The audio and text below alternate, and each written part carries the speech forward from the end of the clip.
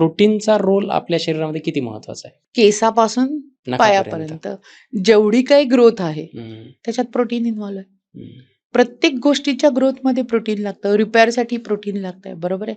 पण मग हे प्रोटीन किती असावं हम्म, याला काहीतरी प्रमाण दिलेलं आहे. त्याच्यामध्ये एक मोठा दणका आला, तो म्हणजे ICMRने एक रिपोर्ट बाहेर काढला हम्म. 6 महिन्यापूर्वी असेल हम्म. वाटतं. आपण आधी म्हणत होतो ना 1 gram per KG, per KG. हो. तो म्हणतात 0.8 gram per KG will be hmm. Okay for you. Okay. 60 किलोचा माणूस आहे, 50 ग्रॅम 50 प्रोटीन ग्रॅम. ओके आहे.